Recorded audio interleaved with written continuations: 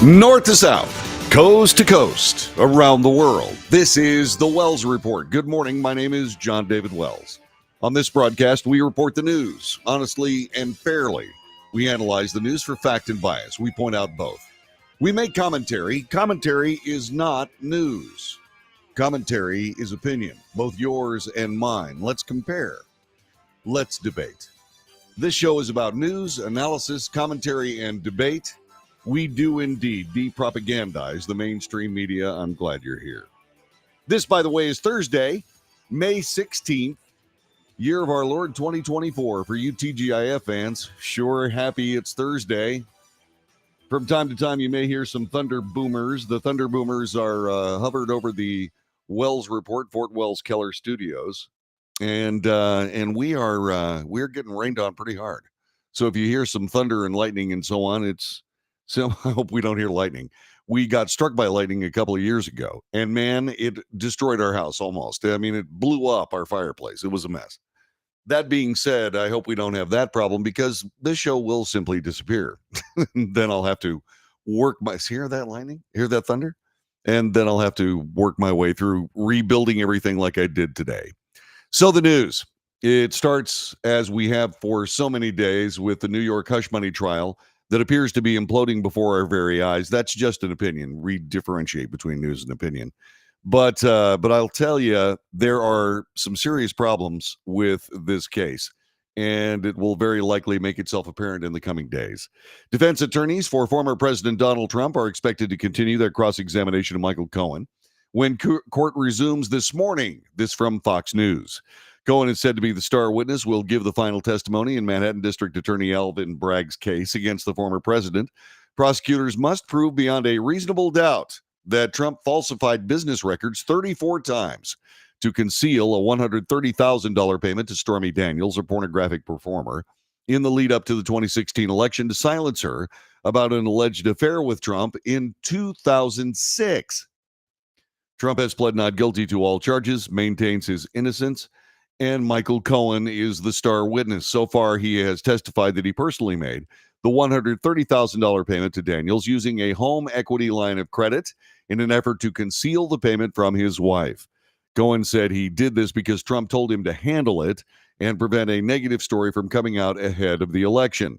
Cohen testified he was reimbursed $420,000 for the $130,000 he paid Daniels. Cohen said the former Trump Organization CFO Alan Weisselberg suggested he gross up the payments and that Trump knew the details of the reimbursement.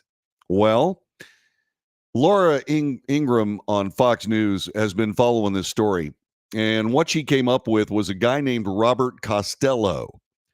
And Robert Costello is a former attorney of Michael Cohen, and because of some vagaries in the law that Ms. Ingraham will explain, for some reason, he was able to testify before Congress on what Michael Cohen told him in an unofficial role earlier in the Michael Cohen story. Bob Costello, a lawyer who gave unofficial advice to Michael Cohen, testified about what he was told during their very first meeting back in 2018. Now, normally this is something protected under the attorney-client privilege and cannot be revealed, but Cohen had previously waived the privilege, so Costello let it rip. The way this works is if you have truthful information about Donald Trump, that's clearly what they're looking for, I can have all your legal problems solved by the end of the week. His response, I swear to God, Bob, I don't have anything on Donald Trump. I said, Michael, I want you to think carefully about this. I probably came back to this subject 10 or 20 times during the 2-hour period. Every time I brought it up, every time he answered, I swear to God, Bob, I don't have anything on Donald Trump. Now, Costello also peppered Cohen with questions over the payments to Stormy Daniels, a key component, of course, of Bragg's case against Trump. That's why I decided to take care of this on my own. Right. I went back to that several times. You did this on your own? On my own. Did Donald Trump have anything to do with it? No. Did you get the money from Donald Trump? No. From any of his organizations? No. From anybody connected to Donald Trump? No. He kept on bringing up the subject that he felt he was betrayed by not being brought down to Washington, D.C. He wanted to do something to put himself back into the inner circle of Donald Trump. That's why he took care of this. Yeah, and by the way, that answers a question. We played the phone video or the conversation video, or rather recording of Michael Cohen speaking with Donald Trump and someone else in the room, one of his advisors, and he said, "I've got it handled. I'll take care of it." In other words, that ties together with Mr. Costello's testimony before Congress, in that indeed Michael Cohen didn't necessarily involve Donald Trump in any of the dealings regarding the payments, which also explains Weisselberg saying round up. You know, that was a reward for handling this without putting the President Trump into the loop on it. That makes all kinds of sense. That ties up everything, and I'm expecting that Bob Costello will indeed be a part of the Trump defense, should the defense even bother making one, because at this point, this entire case is seriously in trouble. Now, there has been some cross-examination so far. It happened yesterday. Under that conversation, Cohen testified he apologized to Congress, the country, and his family for lying to them in 2017 and acting in a way that suppressed information the citizenry had a right to know in order to make an informed decision about an individual who was seeking the highest office in the land. Cohen pled guilty in 2018 to campaign finance violations, making false statements to Congress, and tax evasion. He was sentenced to 3 years in prison. Blanche grilled Cohen about his negative past statements online and to the media about Trump. Over the course of the investigation, Cohen made more than 20 television appearances. He recorded hundreds of podcast episodes, 4 total episodes a week annually since the investigation for the trial started. Cohen agreed Trump had been mentioned in every single podcast. Blanche asked if Cohen was obsessed with Trump. "I don't know that I would call it obsessed." Cohen said, "I admired him tremendously." Under cross-examination, Cohen also admitted to being with former New York prosecutor Mark Pomerantz, who resigned in 2022 when Alvin Bragg took over the Manhattan DA probe of Trump after Pomerantz signaled Bragg he was uninterested in bringing charges against the former president. Cohen in 2021 testified he wanted the DA's office to publicly acknowledge he was cooperating with its investigation because he was hoping to have his sentence lessened. Cohen at the time was serving his sentence but was moved from prison to home confinement. Ultimately, there was no letter or public announcement made by the DA about his cooperation. Cohen's expected testimony continues today, and it comes after Robert Costello said what he just said, and you saw personally. He testified on Capitol Hill that Cohen was a serial liar. Trump is not permitted to speak about witnesses or court staff because of the gag order imposed on him by Judge Juan Marchand. Former president appealed the gag order, arguing it violated his First Amendment rights. But as Cohen testified yesterday, or Tuesday rather, the appellate division of the New York Supreme Court denied Trump's appeal of the gag order. And so that's where the state of play is. But for sure, Mr. Costello's testimony before Congress is illuminating. It essentially ties up all the loose ends having to do with Michael Cohen and his testimony. What he said is that he did indeed lie when he said that, if this, by the way, this testimony from Mr. Costello is true, and remember, he's an officer of the court. He gets caught lying in court, and that's his license. So he's not going to lie in court. So what this does is it ties up all of the loose ends having to do with Michael Cohen and his testimony, and does cast serious aspersions on his current testimony before this court. That's something that has been talked about before when we refer to all of these circumstances. It's been talked about before that Michael Cohen lied. Alan Dershowitz, and we reported this, I guess it was yesterday. Alan Dershowitz plainly said that Michael Cohen has lied to this court and to this jury. If the defense can bring that home, then Michael Cohen's testimony is gone. It's absolutely gone. Now, where does this leave the actual trial? Well, as most trials, it leaves it in the hands of the jury, and peripherally Juan Marchand. If there is no case, and there doesn't seem to be, if there is a secondary crime that all of these actions, these checks and all of these machinations were intended to conceal, well, it hasn't been named yet. So what's the second crime? Because it's supposed to be This is what makes it a felony, is that this is a series of crimes that were committed to, in other words, mask another crime in support of another crime. Well, the other crime hasn't been talked about. So what crime are these other things supporting? The answer is nothing. So the answer is the whole thing goes around in a circle and then explodes based on the fact that it has no merit whatsoever. But the jury's going to get the case. On what basis will they find Donald Trump guilty, if not political, and if not a circumstance where just because Donald Trump's in court and just because that court's in New York and just because there's an awful lot of animosity toward Donald Trump for reasons I don't understand, that they just find him guilty? Well, that's going to get overturned on appeal, but you can see what's going to happen. It doesn't take a genius to realize convicted felon Donald Trump running for president, and there will be all kinds of machinations going on in Congress and elsewhere about how he should be removed from all the ballots. My golly, we're not going to elect a felon. Now, it's all going to be overturned on appeal because there's no case. Peripherally, Juan Merchan can direct the verdict. In other words, he could come to the end of this and say, there's no case here. Will he do that? I don't know. I don't think so. Because once again, he's an anti-Trump guy. He has actually sent money to Joe Biden to be elected for president. That's not illegal either, but is it somewhat disturbing from a standpoint of conflict of interest? Just exactly how much damage does Juan Merchan want to do to the already damaged New York law justice system? How much damage does he want to do to it? How much damage does he want to do to his career? Is this his final swan song? Is this the last case he's ever going to try? Seems to me that if he's not incredibly careful with it, that could very well be the case. I don't know how Alvin Bragg avoids pernicious misconduct when it comes to this prosecution. I don't know how he avoids that. I don't know how he avoids the scrutiny that's likely to come when Donald Trump, not if, sues him in civil court for selective prosecution and any number of other things.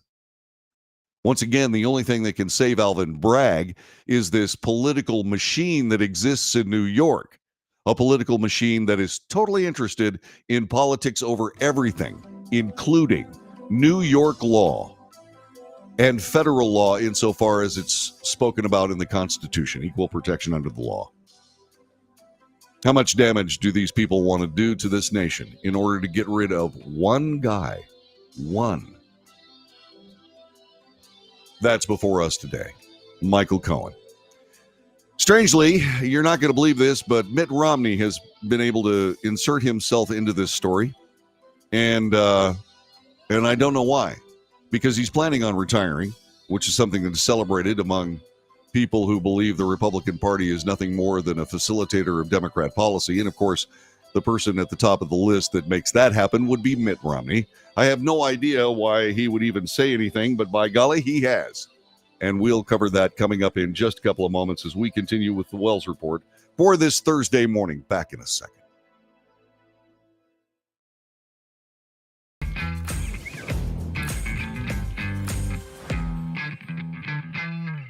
Greece is cheap. But the airfare costs a fortune. Paris? Not much closer, and again, airfare... What about Puerto Vallarta? Let's face it, flying anywhere is just too expensive. Wait, what's this? Low-cost airlines. With one call to low-cost airlines, you'll drastically slash your travel costs. We're talking insanely low airline prices to any of your favorite destinations. Where would you like to go? London, Rome, Costa Rica, Australia? Wow, that's cheap. So why wait? Call now to learn how crazy cheap it is to fly anywhere in the U.S. or international. Our prices are so low, we can't publish them. The only way to get them is to call to instantly hear the most amazing best deals on airline travel. It's that easy. So call now and start packing.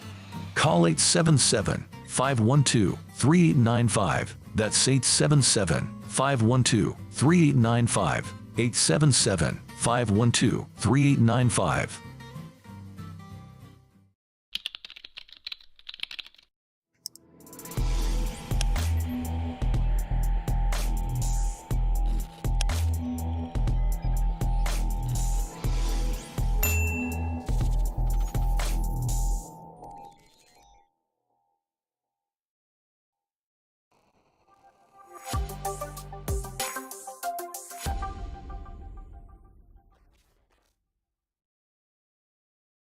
If you're living with diabetes and using insulin, you know the pain of pricking your fingers over and over again. By wearing a small device called a continuous glucose monitor, or CGM, you can reduce the pain of pricking your fingers right away. If you use insulin daily, you might be eligible to get your own continuous glucose monitor. So call the US Med Diabetic Health Hotline today and learn about the latest CGM technology. Not only can a CGM immediately reduce pain, it's accurate, easy to use, and helps you make better diabetes treatment decisions. And if you have Medicare or private insurance, you can see if you qualify for a CGM at little or no out-of-pocket cost. We'll also provide free shipping of your new CGM, and we'll bill your insurance company for you. If you use insulin daily, you might be eligible to get your own continuous glucose monitor. So call the US Med Diabetic Health Hotline to see if you qualify for a CGM at little to no out-of-pocket cost. Nobody wants to get ripped off, broken into, or robbed, but nobody wants to pay a lot of money to have their home protected either. I've got an offer to tell you about to provide home security for your home for less than $1 a day. For real, with no installation or equipment charges. And this is from a company rated #1 by a leading consumer research company. According to the facts, most of you won't even call unless there's a burglary in your neighborhood or something bad happened. So let's give you a reason. Save money. For less than $1 a day with no other costs, you can get your home secured. Plus, get a lifetime equipment replacement warranty. You need protection for your home. Call the Home Security Hotline right now. Get your home secured for less than $1 a day, and every caller today immediately qualifies for free installation. Call now. Call 877-275-0973. 877-275-0973. That's 877-275-0973.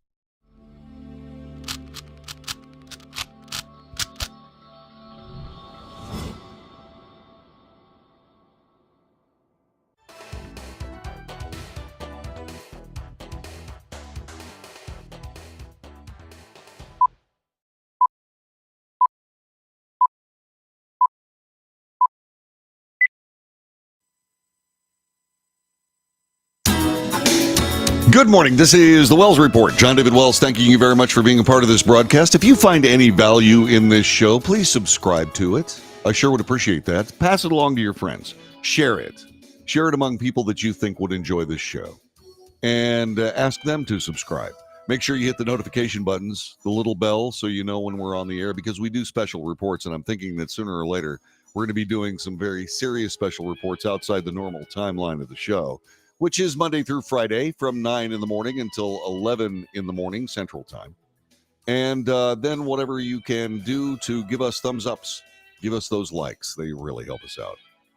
So Utah GOP Senator Mitt Romney, okay, a guy that simply does not know when to sit down and shut up, has said that if he were President Joe Biden, he would have immediately pardoned former President Donald Trump. Quote, "Had I been President Biden when the Justice Department brought on indictments, I would have immediately pardoned him. I would have pardoned President Trump. Why? Because it makes me, President Biden, the big guy, and the person I pardoned, the little guy." Let me give you that one more time. By the way, this is going to be on MSNBC's 11th Hour with Stephanie Ruhle. That's going to happen, I guess. This was, let me make sure it hasn't already happened. It may have already happened. Let me double check. Yeah, it actually happened last night. So if you look it up on where you can find like YouTube TV or something, you can find the 11th Hour on MSNBC. If you want to watch MSNBC, it's really hard to do. That being said, I would have pardoned President Donald Trump. And then he said, why? Because it would make President Trump the big guy and the person that he pardoned the little guy. Trump is the presumptive Republican presidential nominee. He faces 88 charges over 4 criminal indictments in Georgia, New York, Washington, D.C., and Florida, with the latter 2 being federal cases prosecuted by special counsel Jack Smith. Those cases are in deep, deep trouble. I expect them to be set aside forthwith.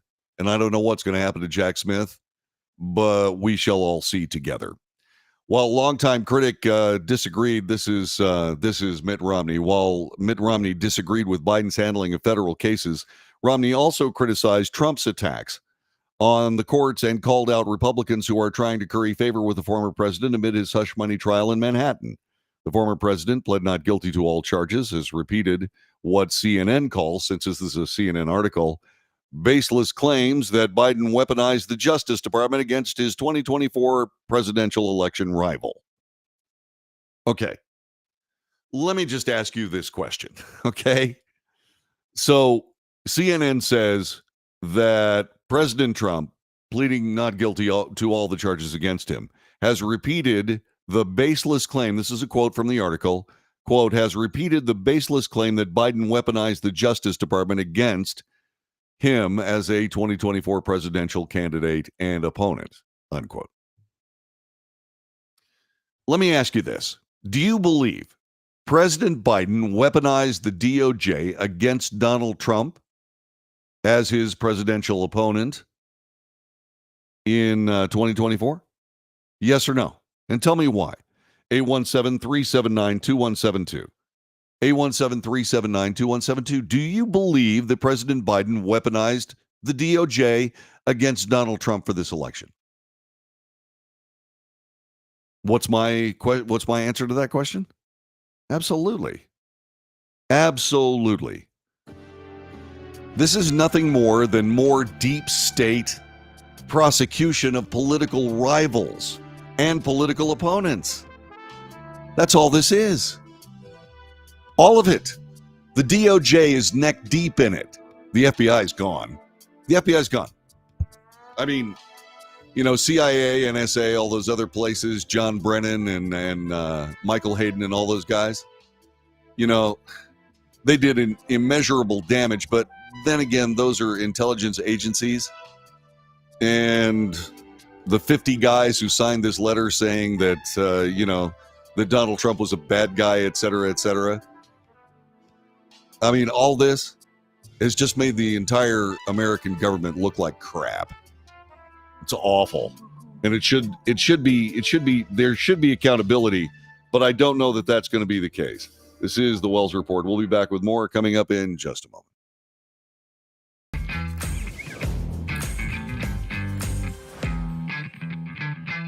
Nobody wants to get ripped off, broken into, or robbed, but nobody wants to pay a lot of money to have their home protected either. I've got an offer to tell you about to provide home security for your home for less than $1 a day. For real, with no installation or equipment charges. And this is from a company rated #1 by a leading consumer research company. According to the facts, most of you won't even call unless there's a burglary in your neighborhood or something bad happened. So let's give you a reason. Save money. For less than $1 a day with no other costs, you can get your home secured. Plus, get a lifetime equipment replacement warranty. You need protection for your home. Call the Home Security Hotline right now.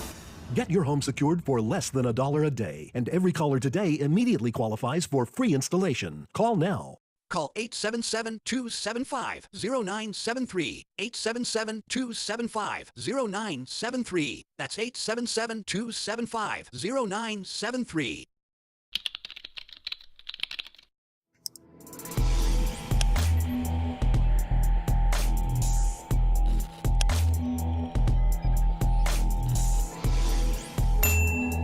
If you're living with diabetes and using insulin, you know the pain of pricking your fingers over and over again. By wearing a small device called a continuous glucose monitor, or CGM, you can reduce the pain of pricking your fingers right away. If you use insulin daily, you might be eligible to get your own continuous glucose monitor. So call the US Med Diabetic Health Hotline today and learn about the latest CGM technology. Not only can a CGM immediately reduce pain, it's accurate, easy to use, and helps you make better diabetes treatment decisions. And if you have Medicare or private insurance, you can see if you qualify for a CGM at little or no out-of-pocket cost. We'll also provide free shipping of your new CGM, and we'll bill your insurance company for you. If you use insulin daily, you might be eligible to get your own continuous glucose monitor. So call the US Med Diabetic Health Hotline to see if you qualify for a CGM at little to no out-of-pocket cost.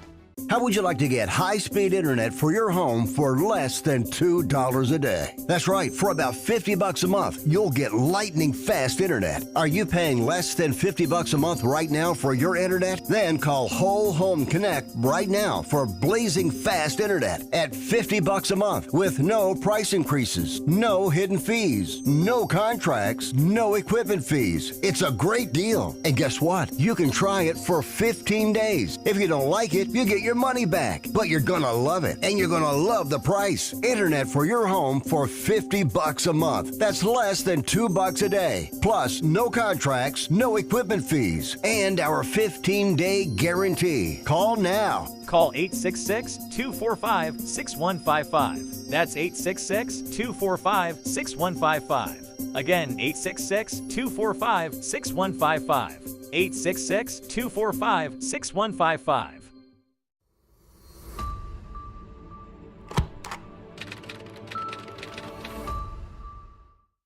Greece is cheap. But the airfare costs a fortune. Paris? Not much closer, and again, airfare... What about Puerto Vallarta? Let's face it, flying anywhere is just too expensive. Wait, what's this?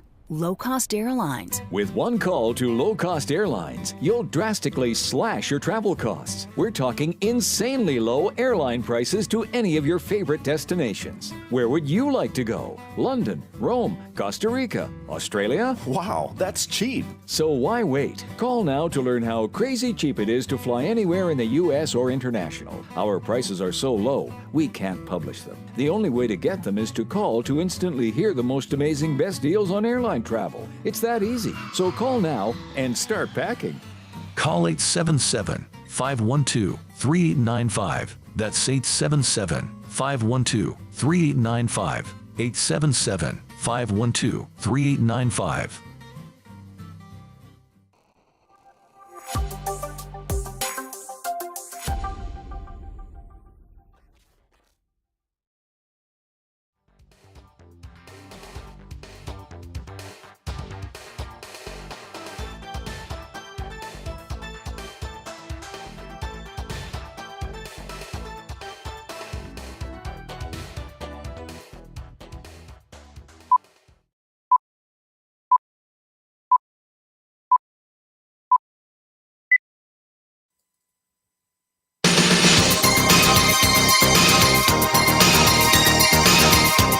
News, analysis, commentary, and debate. This is the Wells Report. My name is John David Wells. Our telephone number, 817-379-2172. 817-379-2172. What do you say we take a look at the chat room this morning, see who's saying what as we go through our broadcast? Let's see. The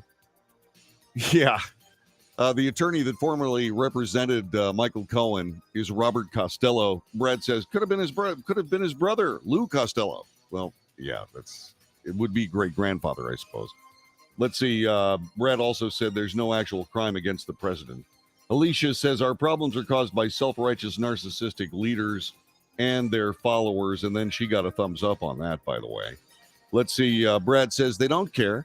The Democrats have adopted a scorched earth policy. By the way, I want to make this abundantly clear. I was roundly criticized for bringing up the concept of scorched earth before the 2016 and 2020 presidential elections. And I have backed that up by saying that the American left, when they are in a situation where they're about to lose an election, send out the thugs. It started in 1968, where Students for Democracy, or some group, Tom Hayden, all those guys, John Kerry, showed up in Chicago and essentially tried to disrupt the 68 Democrat presidential convention. And there was a huge riot out there with swinging sticks, and it was one of the most horrifying spectacles of 1968 because they were pretty sure that they were going to lose that election to Richard Nixon, and that's exactly what happened. BLM, campus riots with all these people on campuses from one end of the country, immediately declaring themselves as anti-Jewish bigots, genocidal, hateful snots.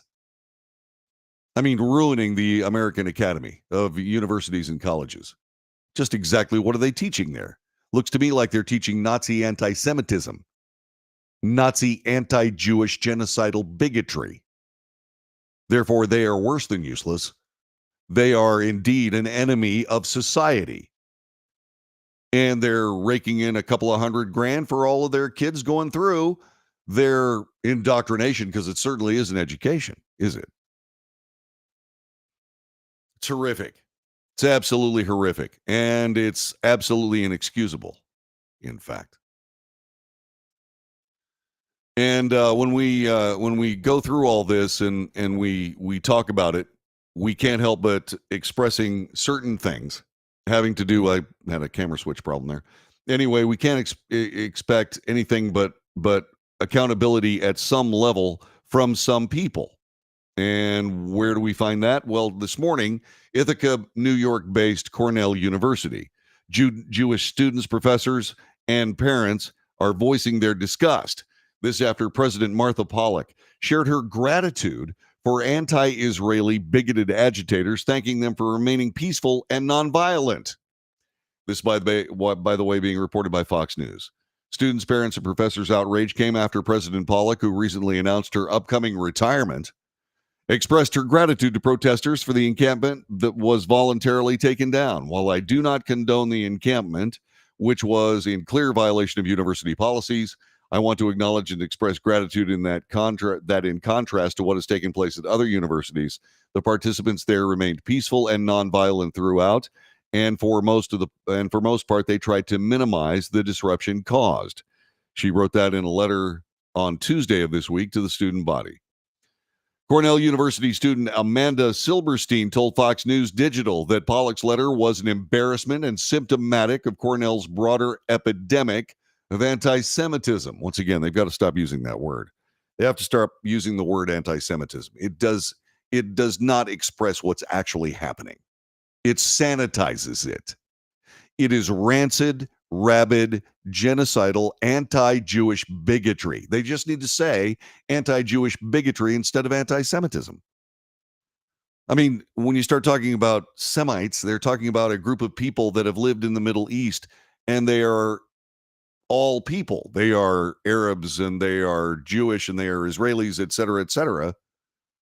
So when you say anti-Semitic, you're talking about essentially an attitude that is pervasive and discriminatory against people from the Middle East, because that term is broadly based. This is against the Jews. This is against the Jews. You know, Palestinians are Semites, Egyptians are Semites, Jordanians are Semites. All these people are Semites, but this is only against the Jews. So it's not anti-Semitism. It's anti-Jewish bigotry. And it's nothing more elegant than that. And that's what all these universities are standing for. So indeed, it is an embarrassment and symptomatic of Cornell's broader epidemic of anti-Semitism. The letter goes on by, this is Amanda Silberstein's letter to Cornell. It goes on to say that the school's silence and false moral equivalency have allowed anti-Jewish bigotry to fester and grow. The president is cultivating an atmosphere where not only is hate speech against Jews being tolerated, but even explicit calls for violence against Jews are being condoned. That's true. Her letter doesn't mention me being called a C word, a Zionist pig B word, or the innumerable times we've been labeled baby killers, colonialists, Nazis, and many more, nor does it mention the incessant calls for fierce violence against Israelis and Jews, chanted by both students and professors, echoing Hamas's unambiguous and unequivocal objective of destroying Jews. The administration consistently fails to enforce its own policies designed to protect Jewish students in favor of those who disregard those rules, Ms. Silberstein continued. Under the banner of free speech, Cornell has become a hostile and dangerous environment for Jews. The illegal protests and violent rhetoric are ultimately the product of the university's inaction.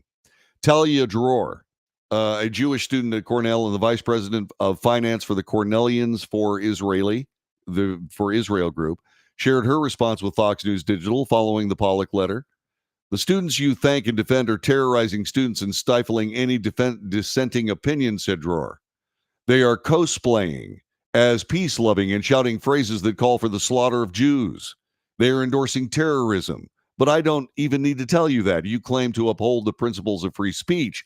But when such an environment of intimidation exists, only people willing to sacrifice their careers and reputations are the ones afforded that right.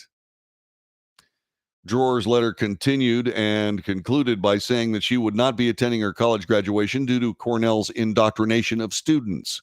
Quote, thanking these detractors for remaining nonviolent is a testament to the double standard created and upheld. I will not be attending my ILR school graduation because I refuse to celebrate investing my life savings to attend an institution indoctrinating students with anti-Western rhetoric and hatred of the free world. Well, you can say a lot of things about Cornell University, but they certainly did educate those two people, at least as far as those letters are concerned. Those were absolutely perfect. Cut to the chase. Identified it. The only use of anti-Semitism, which is actually anti-Jewish bigotry, is anything that I would change. Therefore, they get A minuses.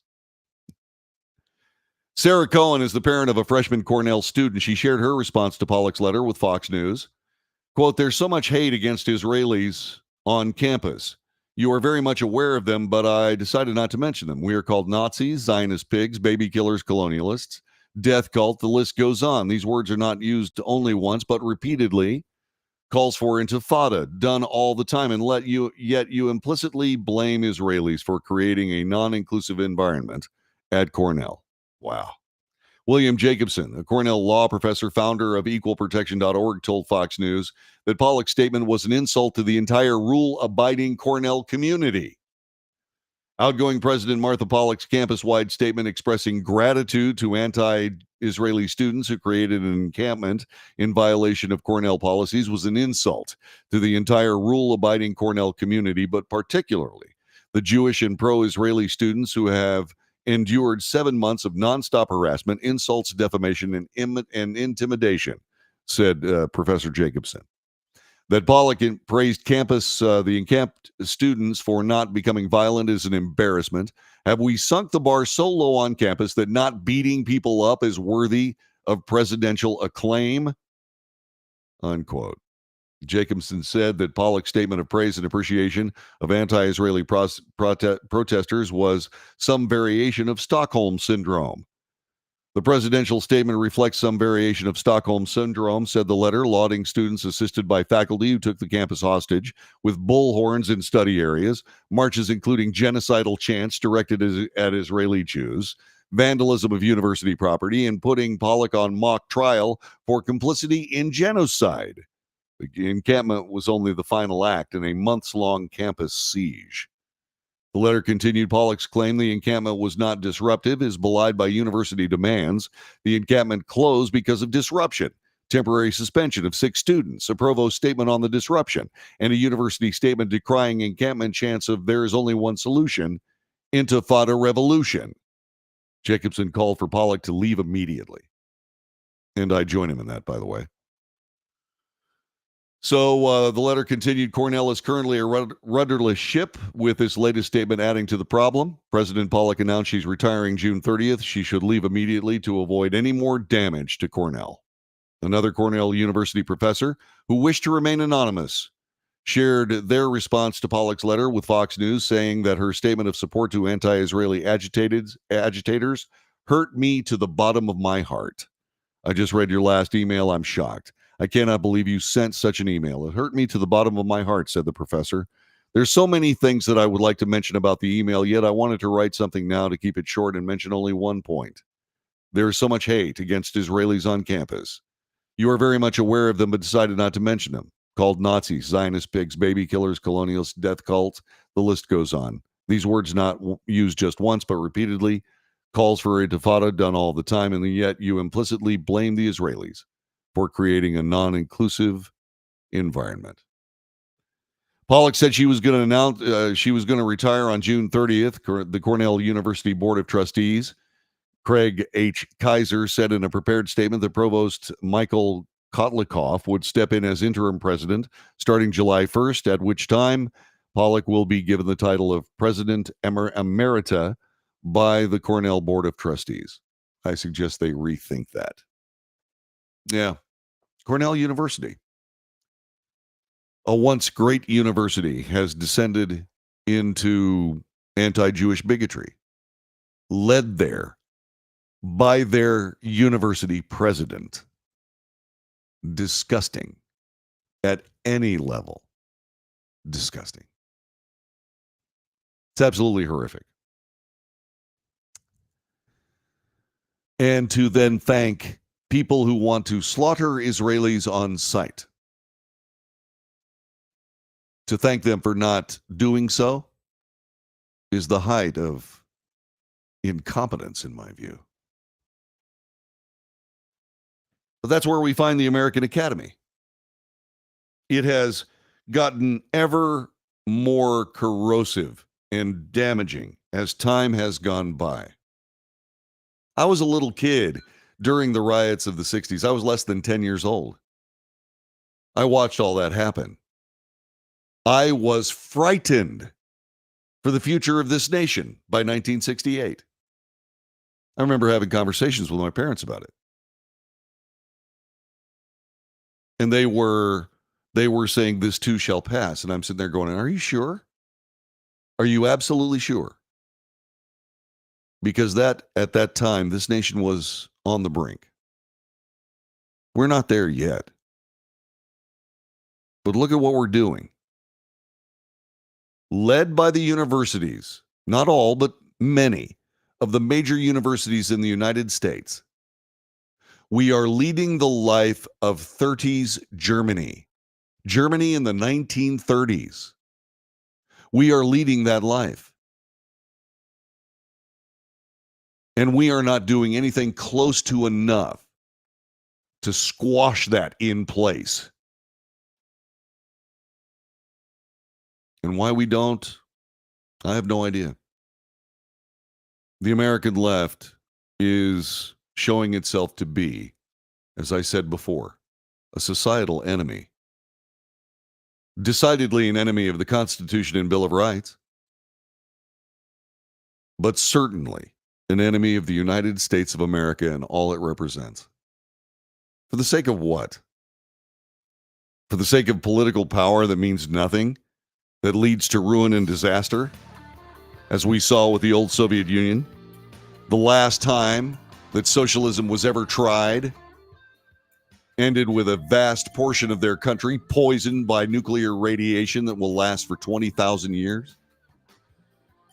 All because political guys thought their politics and their connections in a political world were more important than nuclear physics. It's just a matter of time when you put politicians in charge of everything. And that's all the left wants. They want to be led around by the nose, and they want to lead you around by the nose because you're not smart enough to see the brilliance of the thought that they spew on our children. And unfortunately, some of those ignoble thoughts take hold. And here we are. This is the Wells Report. Stick around. We'll be back with more coming up in just a moment.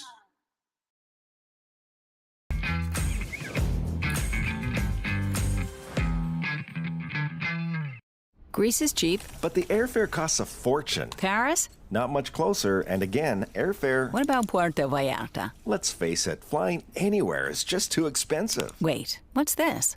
Low-cost airlines. With one call to low-cost airlines, you'll drastically slash your travel costs. We're talking insanely low airline prices to any of your favorite destinations. Where would you like to go? London, Rome, Costa Rica, Australia? Wow, that's cheap. So why wait? Call now to learn how crazy cheap it is to fly anywhere in the U.S. or international. Our prices are so low, we can't publish them. The only way to get them is to call to instantly hear the most amazing best deals on airline travel. It's that easy. So call now and start packing.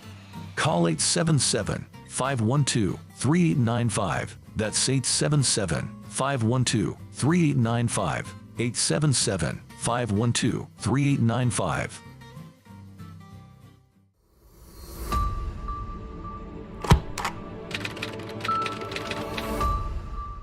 How would you like to get high-speed internet for your home for less than $2 a day? That's right, for about $50 a month, you'll get lightning fast internet. Are you paying less than $50 a month right now for your internet? Then call Whole Home Connect right now for blazing fast internet at $50 a month with no price increases, no hidden fees, no contracts, no equipment fees. It's a great deal. And guess what? You can try it for 15 days. If you don't like it, you get your money back. But you're gonna love it, and you're gonna love the price. Internet for your home for $50 a month. That's less than $2 a day. Plus, no contracts, no equipment fees, and our 15-day guarantee. Call now. Call 866-245-6155. That's 866-245-6155. Again, 866-245-6155.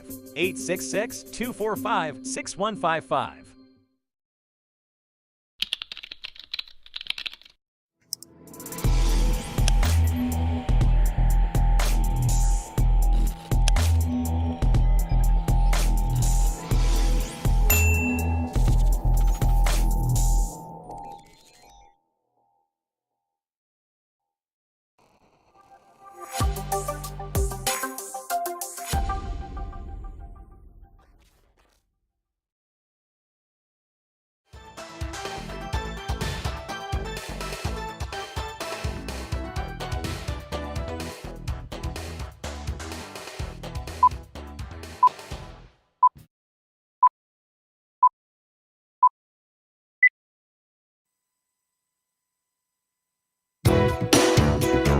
This is the Wells Report. John David Wells thanking you very much for being a part of our broadcast. It was disturbing breaking news that happened yesterday.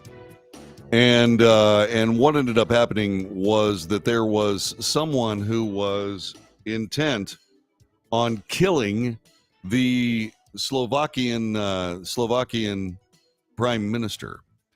And we have that story for you along with some video. And by the way, I want to tell you that video that we're talking about here is kind of rough. You cannot see the actual prime minister being shot, but you can see someone shooting. And I don't want you to be too overly disturbed by this, but you do need to see one of the amazing things that happens when someone decides to kill a head of state.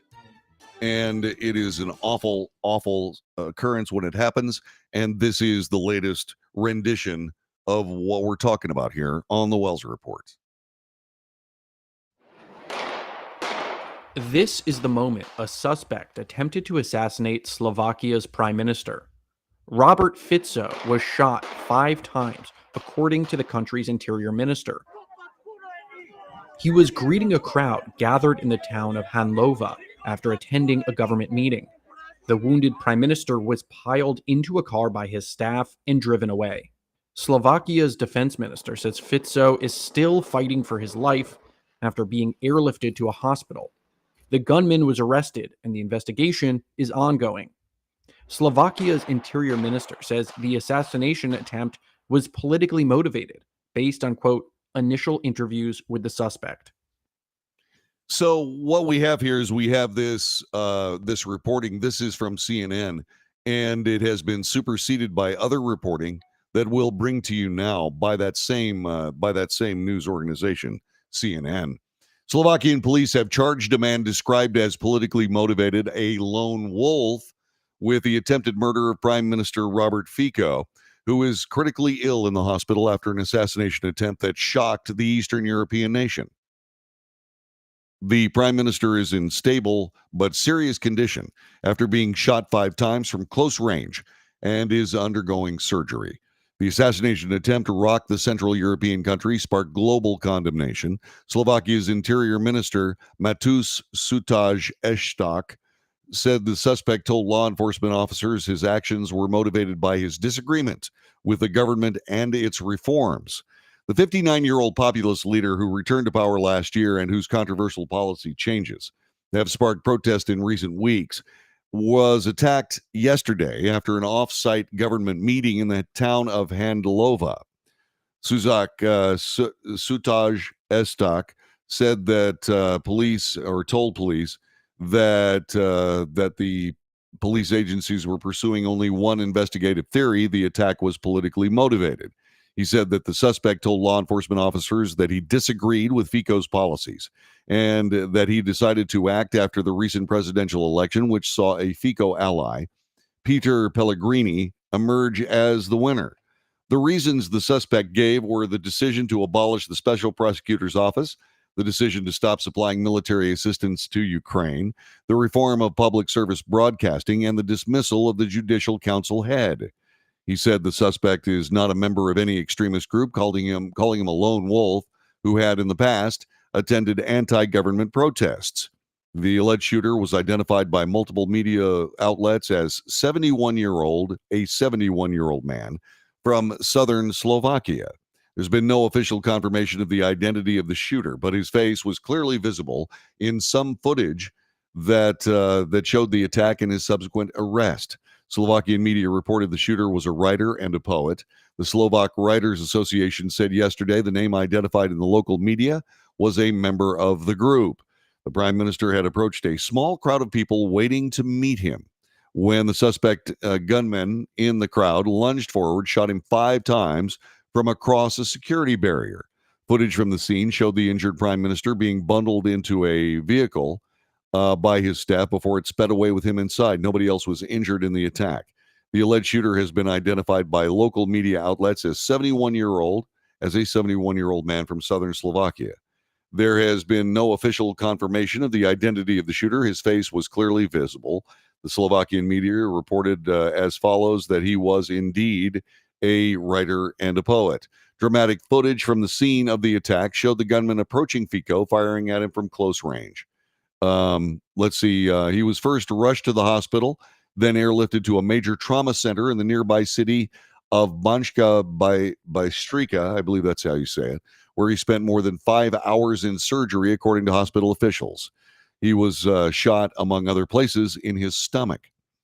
Hospital director Mariam Lapunikova is saying that Fico was stabilized but in a very serious condition, that he would remain in the hospital's intensive care unit. She added the hospital had 2 surgical teams operating on the prime minister. By the way, this morning, the country's defense minister, Deputy Prime Minister Robert Kalinak, said that Fico's condition had been stabilized overnight. More steps are being taken to better his health. The situation is really serious. And so we're watching that story. We'll bring you more about it. In case you're wondering, in that same part of Europe, years and years ago, there was someone who was assassinated, and as it turns out, it started World War I. Not trying to create any problems for anybody or trying to wish for deep violence in the world, but all I can tell you is that it was the Archduke of Hungary. In fact, all I can tell you is that things like that have a tendency to get bigger. We're keeping our eye on it just in case it does. There are debates in the offing between presidential candidates. We'll have that for you coming up in a moment. Stay put. This is the Wells Report.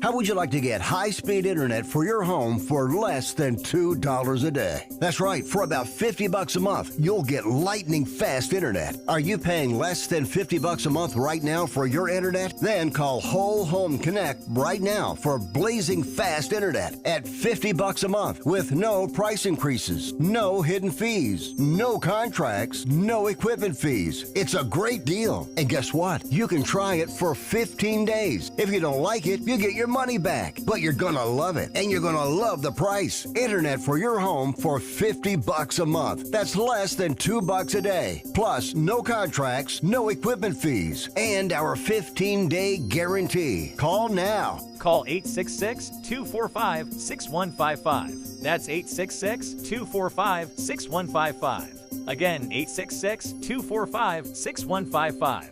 866-245-6155.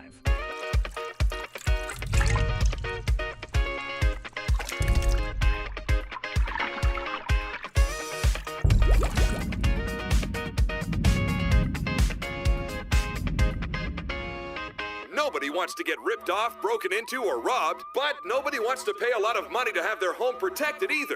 I've got an offer to tell you about to provide home security for your home for less than $1 a day.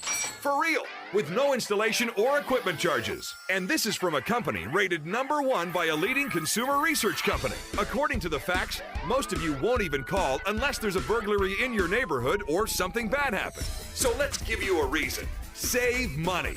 For less than $1 a day with no other costs, you can get your home secured. Plus, get a lifetime equipment replacement warranty. You need protection for your home. Call the Home Security Hotline right now. Get your home secured for less than $1 a day, and every caller today immediately qualifies for free installation. Call now. Call 877-275-0973. 877-275-0973. That's 877-275-0973.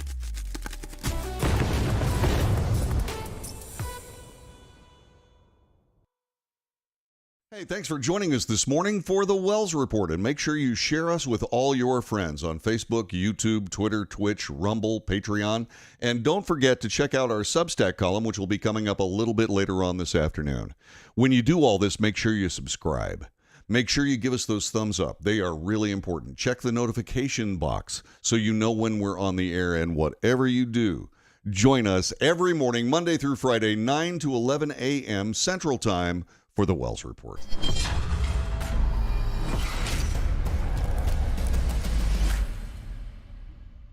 Greece is cheap. But the airfare costs a fortune. Paris? Not much closer, and again, airfare... What about Puerto Vallarta? Let's face it, flying anywhere is just too expensive. Wait, what's this?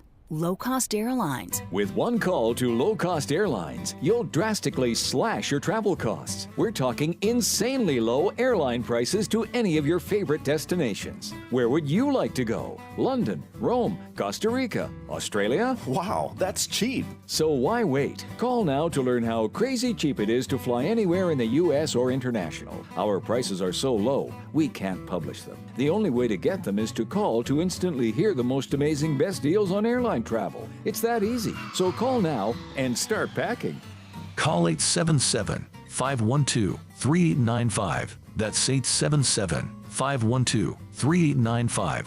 877-512-3895.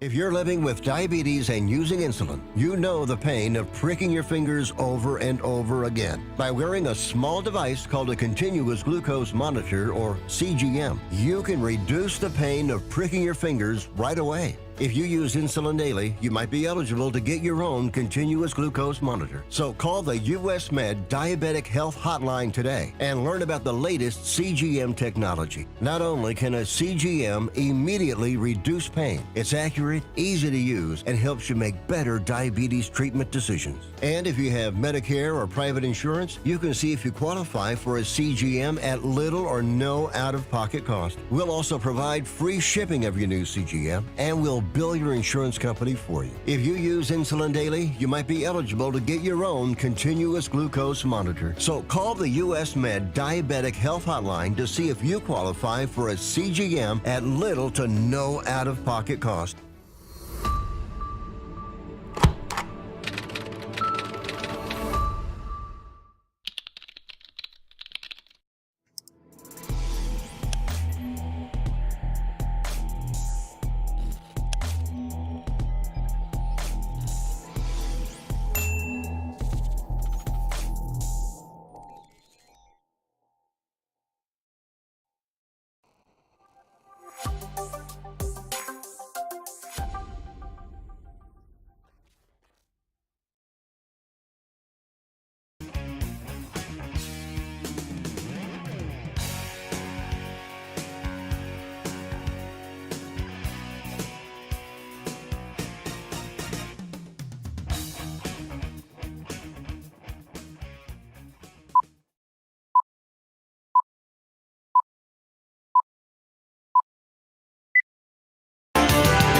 North to south, coast to coast, around the world. This is the Wells Report.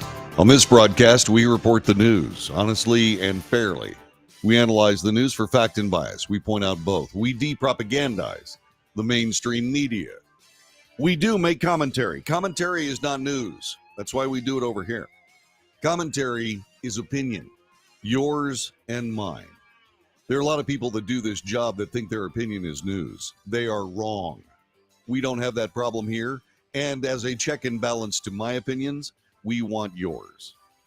If you disagree, throw in what you believe on this broadcast anytime you choose. 817-379-2172. 817-379-2172. I'm not going to fight with you. Arguments are boring. I just want to know what you're thinking. I want to know what you're thinking and why. If you've got that, join us here on the Wells Report.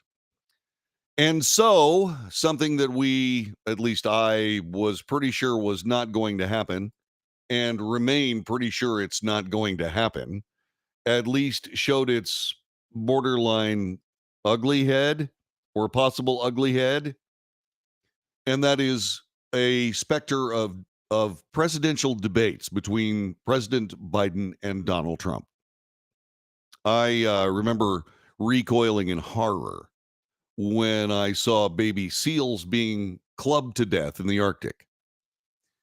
And I got to be honest with you, if indeed this goes through, and I doubt it will, it'll be a national tragedy to see President Biden trying to struggle through a debate hours long with President Trump. He's not up to it. You know it, and I know it. Now, I don't have any idea what kind of medication they can put President Biden on to try to speed him up a little bit, to try to create some kind of clarity of thought, try to keep him from wandering off. He barely is able to do that. As a matter of fact, he can't do that in a scripted situation. In a scripted situation, he cannot actually bring home cogent speech making. And he's actually thinking about debating in a totally extemporaneous situation with somebody who is going to run him around and around and around until he actually, God forbid, collapses on the debate stage. What are we doing here? When I say collapse, it can be mental or physical. What are we doing? What are we doing to this old guy? And why are we doing it? Because he's a convenient puppet for unelected people in the background, so far unidentified, making American policy and using President Biden as nothing more than a ventriloquist puppet? That's what we're doing this for? Because he's just convenient? I got to be honest. I've always had empathy and some compassion for Joe Biden. This is a guy who has taken, generously referred to as modest intellectual skills and turned it into a half-century career of public service. I think the guy's repugnant. Always have. Especially after his disgusting display of covered racism, plain covered racism in the Clarence Thomas hearings before the Senate when he was looking for confirmation of his nomination to the Supreme Court. That was it for me. You know, I watched over the years as he was nailed with plagiarism trying to run for president, and I said, what are you doing? And if it wasn't for the fact that Bernie Sanders was about to turn the Democrat Party into the American Communist Socialist Democrat Party, this guy would have never had a chance to be the president of the United States. But here he is. Here he is. And now he's trying to do his best to get into a verbal free fight, free for all with Donald Trump. Not once, but twice.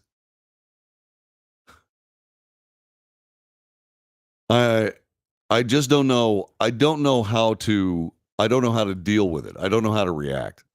I got to be honest with you. This guy's headed for big trouble on this one. but you really can't do much about it, can you? You just can't. And so all we can do is hope for the best on this. Let's get back to the news. CNN announced it will host a debate in Atlanta, June 27th. ABC announced a second one September 10th after President Biden began the day challenging Trump to 2 debates under his terms, bucking the format of the Bipartisan Commission on Presidential Debates, which are not bipartisan in any way. The challenge came in a video that was much more, shall we say, bravado than reality. I mean, it was just, are you kidding me, sir? The whole thing was 14 seconds long. And I want you to watch it here, okay? This is the President of the United States challenging President Trump, former President Trump, to a debate duel. Check this out. Donald Trump lost 2 debates to me in 2020. And since then, he hadn't shown up for debate. Now he's acting like he wants to debate me again. Well, make my day, pal. I'll even do it twice. So let's pick the dates, Donald. I hear you're free on Wednesdays. Okay, so there you go. That is President Biden deciding that he's going to take on some debates with President Trump. There were 6 edits in that video. 6. Every statement edited together. What does the raw video look like? I want to see the raw video of that. Now, make no mistake, I have made some very spectacular edits on various people for various reasons over the years. I've been able to put them together so you couldn't even see it happening. But that was as simple as it could possibly be. 6 edits in 14 seconds. What does the raw video look like? We're going to see when we see this ridiculous debate unfold. We're going to see what the raw video looks like. Not just us, but everybody in the world is going to see it. Do you really want to see the President of the United States, Joe Biden, in that particular white-hot spotlight? Do you really want to see it? And if you really want to see it, why do you want to see it? Do you want to see the complete destruction of a guy on national television, worldwide television? The destruction of the leader of the free world, live and in color. Do you really want to see that? I do not. I've got to watch it because I'm a news guy. News guys have to watch that stuff. But I'm not looking forward to it. There are demands regarding these debates. There are demands. President Biden, former President Donald Trump, made plans to officially debate, but there are strings attached from the Biden team. Here are some of the restrictions that the Biden camp is asking for. Biden's campaign heavily criticized the Commission for Presidential Debates for making debates huge spectacles with large audiences in its letter to the organization. You know, presidential debates are like that. They are huge spectacles, and they will have a large audience. They may not necessarily be in a stadium, but they're certainly going to be worldwide. The new debates between Trump and Biden must take place in a television studio with just the candidates and the moderator present is one of the rules. The debate should be conducted for the benefit of American voters watching on television and at home, not as entertainment for in-person audience or with raucous or disruptive partisans and donors who consume valuable debate time with noisy spectacles of approval or jeering, as was the case with the original televised debates in 1960. A television studio with just the candidates and the moderator is a better, more cost-effective way to proceed. Focus solely on the interests of voters, according to the Biden campaign. They're right. They're absolutely right here. The Biden campaign, this is fine.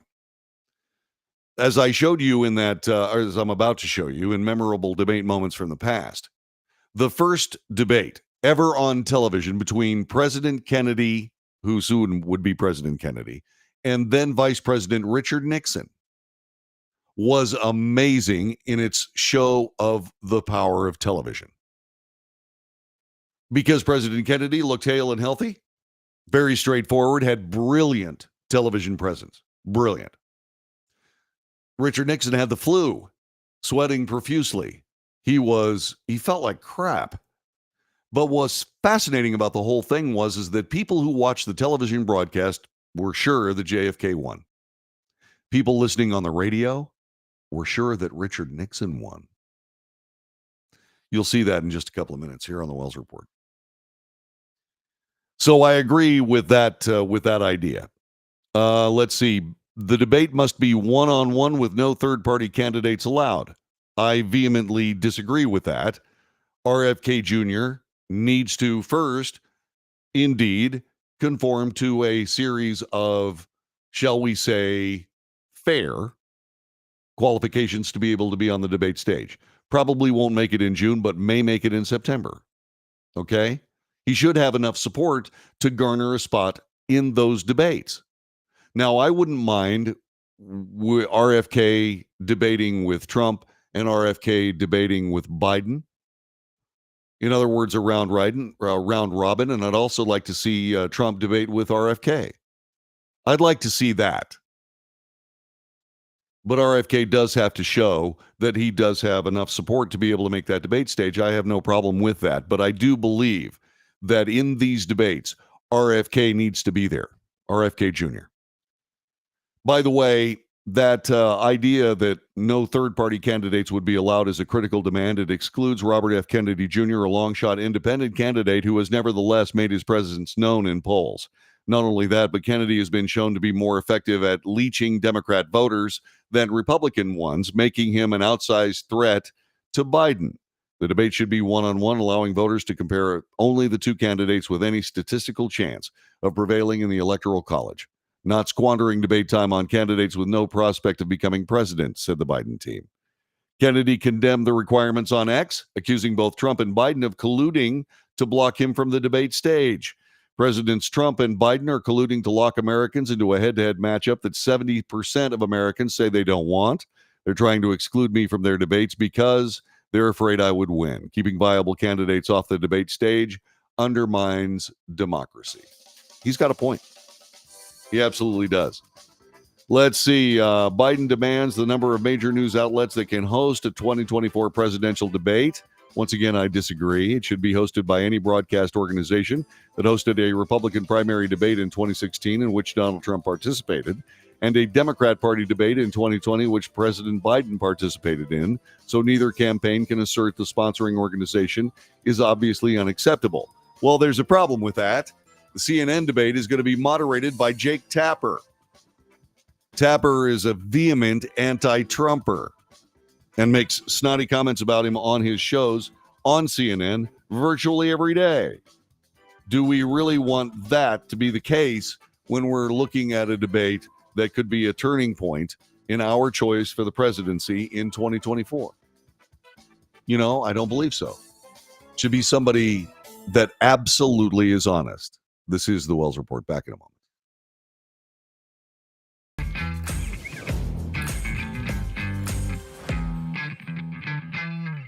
Greece is cheap. But the airfare costs a fortune. Paris? Not much closer, and again, airfare... What about Puerto Vallarta? Let's face it, flying anywhere is just too expensive. Wait, what's this? Low-cost airlines. With one call to low-cost airlines, you'll drastically slash your travel costs. We're talking insanely low airline prices to any of your favorite destinations. Where would you like to go? London, Rome, Costa Rica, Australia? Wow, that's cheap. So why wait? Call now to learn how crazy cheap it is to fly anywhere in the U.S. or international. Our prices are so low, we can't publish them. The only way to get them is to call to instantly hear the most amazing best deals on airline travel. It's that easy. So call now and start packing. Call 877-512-3895. That's 877-512-3895. 877-512-3895.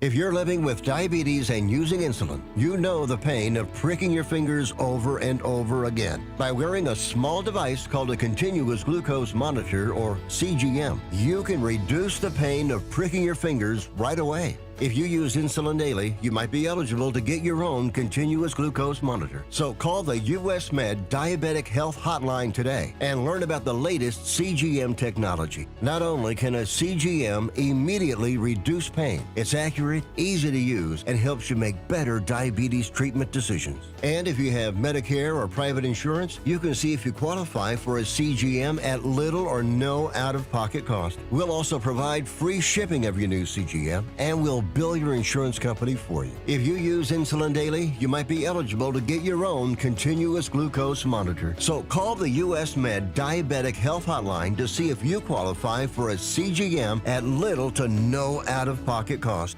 Nobody wants to get ripped off, broken into, or robbed, but nobody wants to pay a lot of money to have their home protected either. I've got an offer to tell you about to provide home security for your home for less than $1 a day. For real, with no installation or equipment charges. And this is from a company rated #1 by a leading consumer research company. According to the facts, most of you won't even call unless there's a burglary in your neighborhood or something bad happened. So let's give you a reason. Save money. For less than $1 a day with no other costs, you can get your home secured. Plus, get a lifetime equipment replacement warranty. You need protection for your home. Call the Home Security Hotline right now. Get your home secured for less than $1 a day, and every caller today immediately qualifies for free installation. Call now. Call 877-275-0973. 877-275-0973. That's 877-275-0973.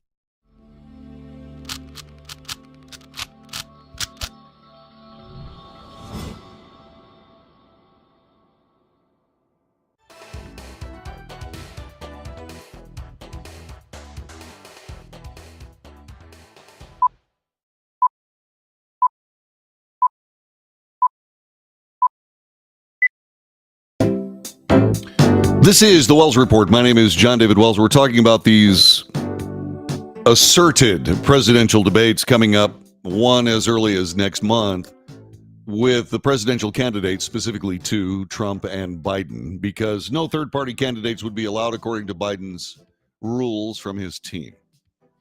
No studio audience, should be in a television studio with a moderator, and that's all. I don't necessarily disagree with that. As a matter of fact, I don't disagree with that.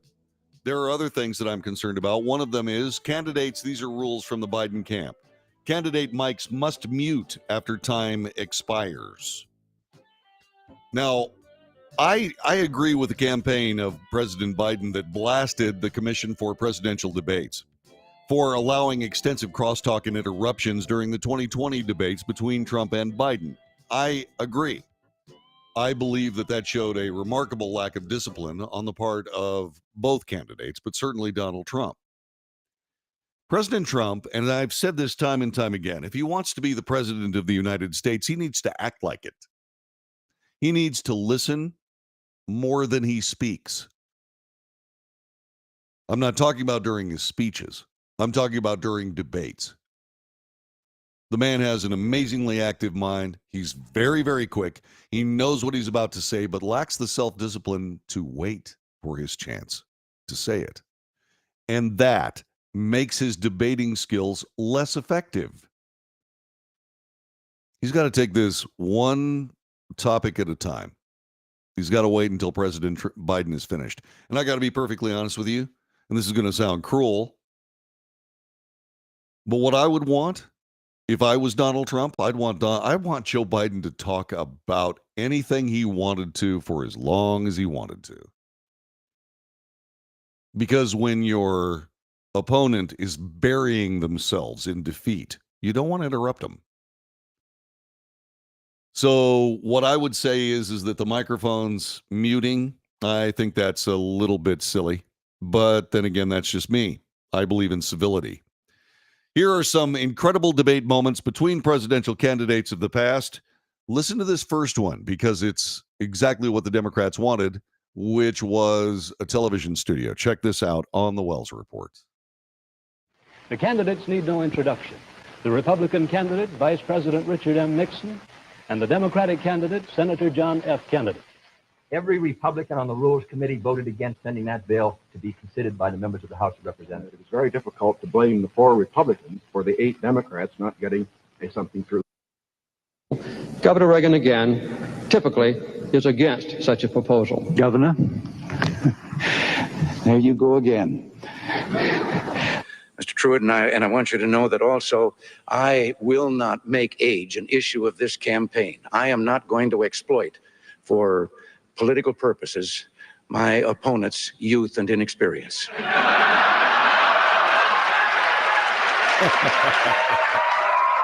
Still funny. Still funny. I have as much experience in the Congress as Jack Kennedy did when he sought the presidency. I will be prepared to deal with the people in the Bush administration if that unfortunate event would ever occur. Senator Benson? Senator, I served with Jack Kennedy. I knew Jack Kennedy. Jack Kennedy was a friend of mine. Senator, you're no Jack Kennedy. Wow. That's part of my commitment to raise taxes on the wealthy. My Social Security payroll contribution will go up, as will Donald's, assuming he can't figure out how to get out of it. But what we want to do is to replenish the Social Security Trust Fund. Yeah, such a nasty woman. And that was the lack of discipline I was talking about a second ago. All President Trump needs to do is talk directly to the American people, waiting for his opportunity to ignore President Biden. President Biden will short circuit and destroy himself on that debate stage. You know it and I know it, and I can't believe the Democrat Party is even moving forward with this unless they are not planning for it to actually happen. What do you think? This is the Wells Report. My name is John David Wells. We've got more on these debates, various reactions from various people coming up in just a couple of moments as we continue on this Thursday morning.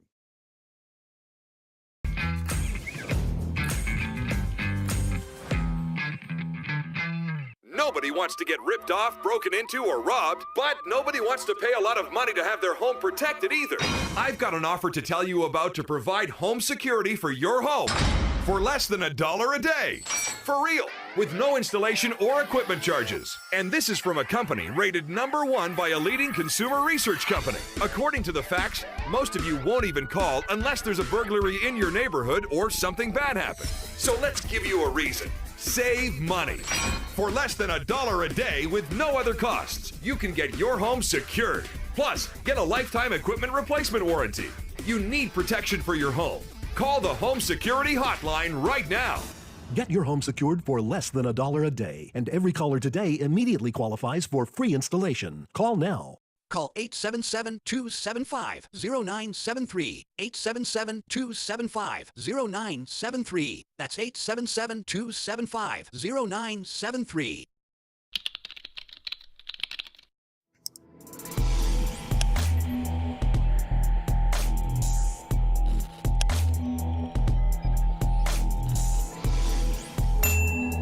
If you're living with diabetes and using insulin, you know the pain of pricking your fingers over and over again. By wearing a small device called a continuous glucose monitor, or CGM, you can reduce the pain of pricking your fingers right away. If you use insulin daily, you might be eligible to get your own continuous glucose monitor. So call the US Med Diabetic Health Hotline today and learn about the latest CGM technology. Not only can a CGM immediately reduce pain, it's accurate, easy to use, and helps you make better diabetes treatment decisions. And if you have Medicare or private insurance, you can see if you qualify for a CGM at little or no out-of-pocket cost. We'll also provide free shipping of your new CGM, and we'll bill your insurance company for you. If you use insulin daily, you might be eligible to get your own continuous glucose monitor. So call the US Med Diabetic Health Hotline to see if you qualify for a CGM at little to no out-of-pocket cost.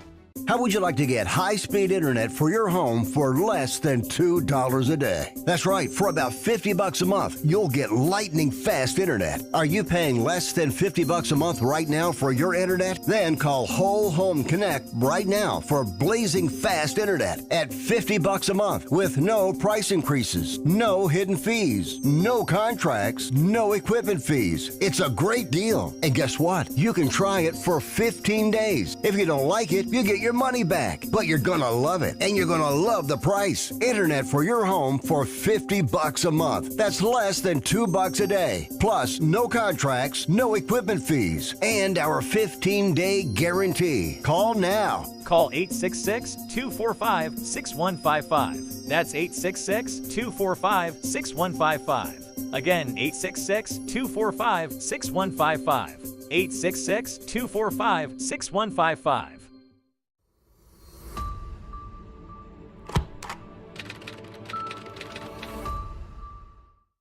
Greece is cheap. But the airfare costs a fortune. Paris? Not much closer, and again, airfare... What about Puerto Vallarta? Let's face it, flying anywhere is just too expensive. Wait, what's this? Low-cost airlines. With one call to low-cost airlines, you'll drastically slash your travel costs. We're talking insanely low airline prices to any of your favorite destinations. Where would you like to go? London, Rome, Costa Rica, Australia? Wow, that's cheap. So why wait? Call now to learn how crazy cheap it is to fly anywhere in the U.S. or international. Our prices are so low, we can't publish them. The only way to get them is to call to instantly hear the most amazing best deals on airline travel. It's that easy. So call now and start packing. Call 877-512-3895. That's 877-512-3895. 877-512-3895.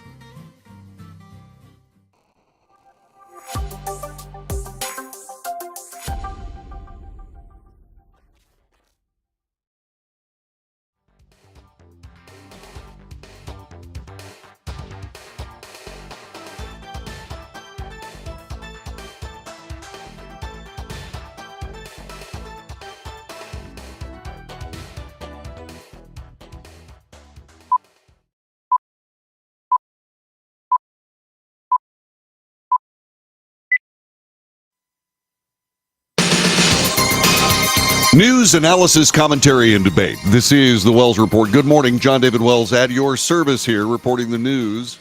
Absent propaganda. We're honest and fair. It's what we do. Let's take a look at the chat room here and see where we are here. Let's see. Dave Keith says, howdy. How's it going, David? Let's see. Biden-Trump debate. You might as well put him in the ring with Mike Tyson, says Brad. Yeah, well, certainly the odds are stacked against our current president. It's going to be, if this goes on, it's going to be a horrific spectacle. It's just going to be horrific. And I'm not exactly sure that's what we want to show our global enemies, because Joe Biden can't do it. He cannot do this. Now, I don't know whether they're trying to position President Biden for, the shrimpy guy up against this gigantic bully with bulging muscles and bad attitude, and this skinny little runt being held back by his supposed friends, trying to keep him from hurting the big guy. I don't know whether that's what's going on, and President Biden going to step away from all of this. I don't know. But if this goes through, it's going to be so sad that I don't care what your political affiliation, you're going to hang your head and say, God, I wish that hadn't happened. Reactions. Independent presidential candidate RFK Jr. accused President Joe Biden and Donald Trump of collusion after the two candidates agreed on 2 debates without him. The Democrat incumbent, former president, confirmed their acceptance of invitations to the debates, this being reported by USA Today. And there's a reason why Kennedy is being left off the debate stage. And it's this.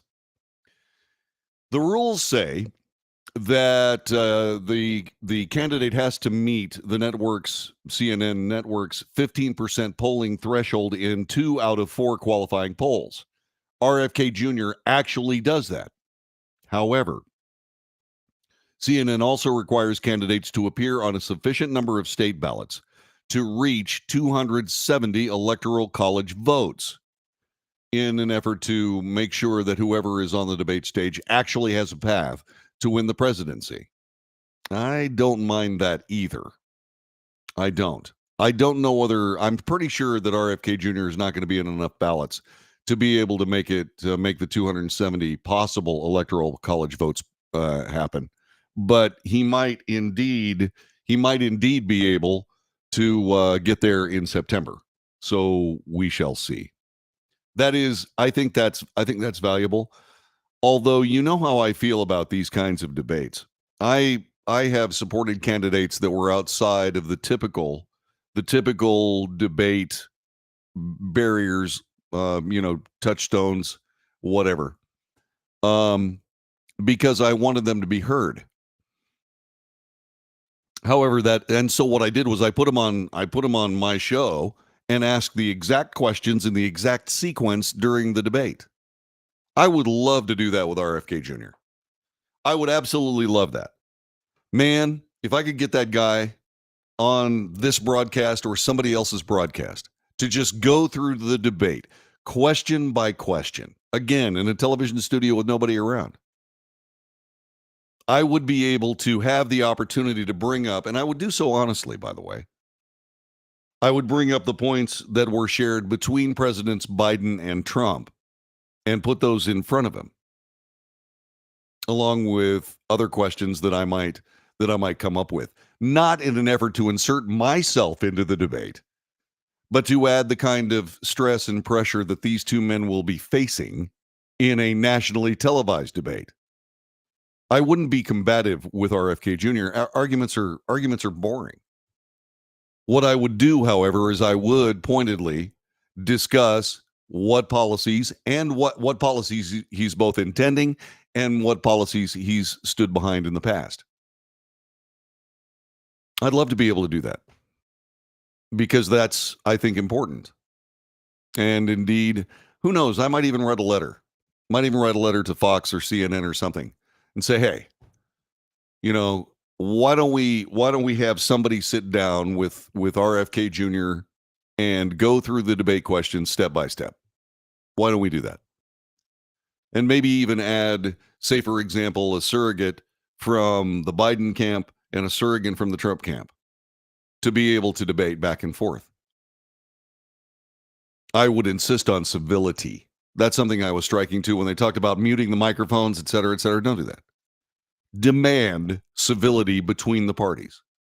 No interruptions. Time limits? Sure.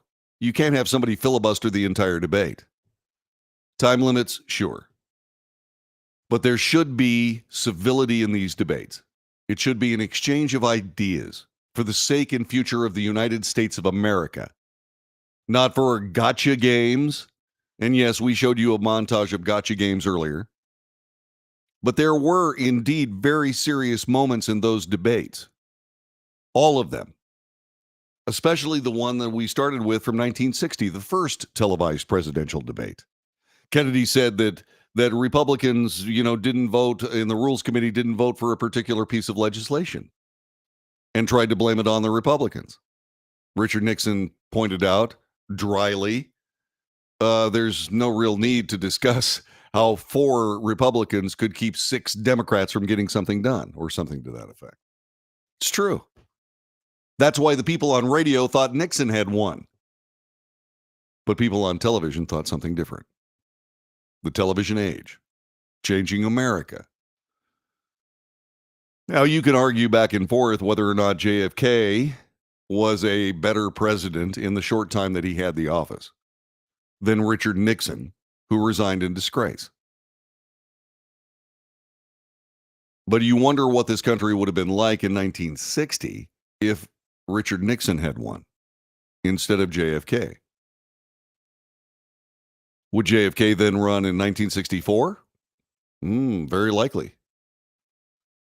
That would have been completely different. And certainly in 1968, with President Kennedy's vision and willingness to bring the country together, he could have won possibly both of those elections and changed the entire nation. We'll never know. However, I do believe that RFK Jr.'s voice needs to be heard. I do.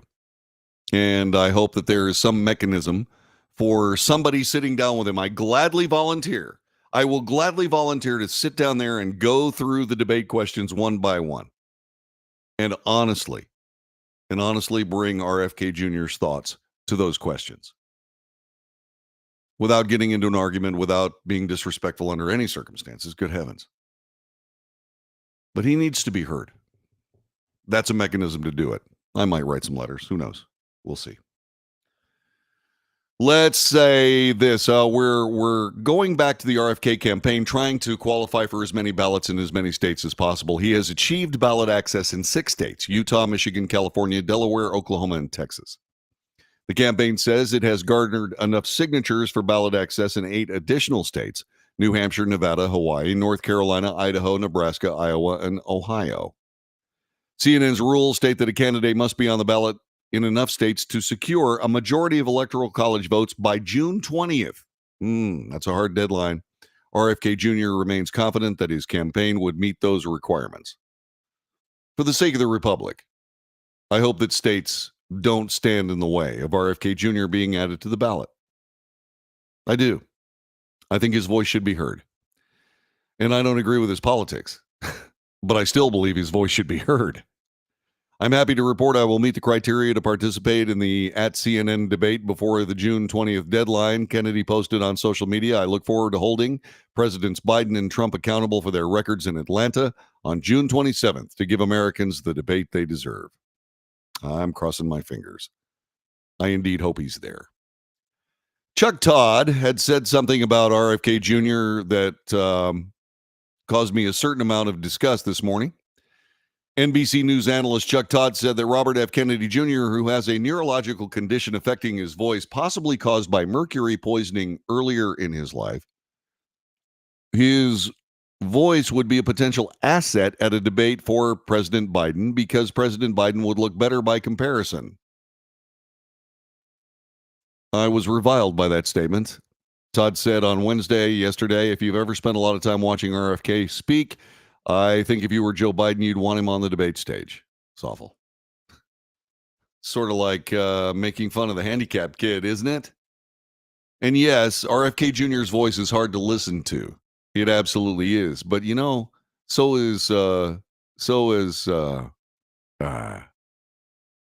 are a lot of people. I mean, Bob Dylan has a terrible voice. But people keep showing up at the concerts. It's not how he says something, it's what he's saying. But under stress, that spasmodic condition that RFK Jr. has with his voice would be exacerbated. He's going to have to figure out how to get around that. And there's only so much you can do. But I hope people listen to the words, not necessarily the voice. And then there's this.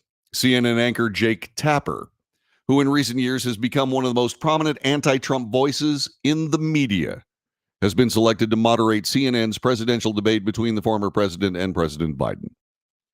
It was announced yesterday Tapper will co-moderate the debate with CNN colleague Dana Bash, scarcely any better when it comes to President Trump.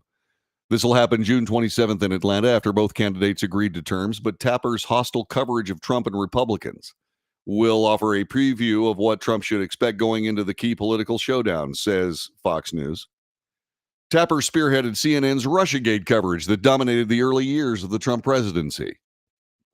On January 10th, 2017, days before the inauguration of President Trump, Tapper co-authored a blockbuster report about the existence of the now infamous Steele dossier and spent several months legitimizing its claims. Even after the release of the Mueller report that failed to find evidence of collusion between Russia and the Trump campaign, Tapper suggested Trump sounded like, quote, the spokesman for the Kremlin, unquote, over comments Trump made about his May 2019 conversation with Russian President Vladimir Putin. By the way, I remember those reports. And by the way, all this was indeed a hoax. Pulitzer Prizes were handed out to people's reporting of a hoax, which tells you all you need to know about Pulitzer Prizes. But I want to make something abundantly clear here. President Trump does talk about his relationships with despots, dictators, authoritarians around the world. He does. He looks beyond the politics, and sometimes irresponsibly, I believe. Not only does he look behind the politics to find the person, but he also looks at the devastation of the countries run by those people to find the person he's talking with. And that's kind of a blind spot for President Trump, and he needs to stop it. But when he starts talking about how he has a great relationship with Vladimir Putin, yeah, he probably does. And that'll come in mighty handy when they try to come down with some sort of negotiated settlement to the Russia-Ukraine war. Well, what I want to tell you is this. Harry S. Truman spent an awful lot of time with Joseph Stalin. And Joseph Stalin, many people believe, is responsible for the deaths of 20 million Russians during the purges. And he once told the press, I realize this guy's kind of notorious, but I like the guy. It's not like these people are complete and total monsters all the time. I'm not standing up for their abilities to destroy their own countries or kill their own people. That's not what I'm talking about here. But what I am talking about is President Trump made a pretty good point when he says, look, if you don't talk with these people, how can you come up with any kind of resolution to an issue? Donald Trump was good at that. And maybe again. But then again, here we have Jake Tapper, who throughout the 2020 presidential election has become more vocal about his animus towards President Trump. In March of 2020, the early weeks of the coronavirus pandemic, he said Trump continues to lie to the American people about COVID testing at the time. The following month, Tapper retweeted a post from anti-Trump critic George Conway, calling Trump 100% insane. And this guy is going to be moderating a debate between Joe Biden and President Trump? No.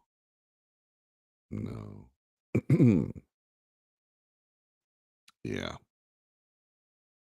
By the way, Brad in the chat room said this. I was approached in a parking lot of a Walmart to sign a petition to get JFK Jr. on the ballot. Well, he's already on the ballot in Texas. I said, sure. The guy next to me said no. I said, hey, any opportunity to take a vote away from President Biden? Then the guy said, yeah, I'll get him on the ballot. That's not the point. The point is ideas.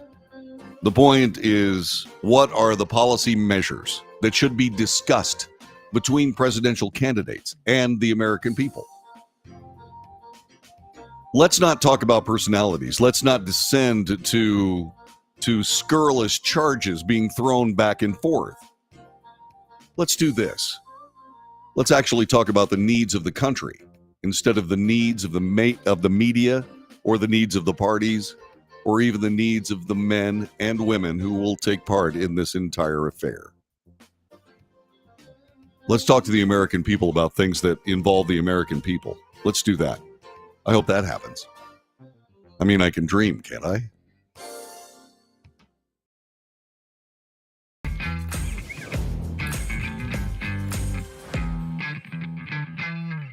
Greece is cheap. But the airfare costs a fortune. Paris? Not much closer, and again, airfare... What about Puerto Vallarta? Let's face it, flying anywhere is just too expensive. Wait, what's this? Low-cost airlines. With one call to low-cost airlines, you'll drastically slash your travel costs. We're talking insanely low airline prices to any of your favorite destinations. Where would you like to go? London, Rome, Costa Rica, Australia? Wow, that's cheap. So why wait? Call now to learn how crazy cheap it is to fly anywhere in the U.S. or international. Our prices are so low, we can't publish them. The only way to get them is to call to instantly hear the most amazing best deals on airline travel. It's that easy. So call now and start packing. Call 877-512-3895. That's 877-512-3895. 877-512-3895.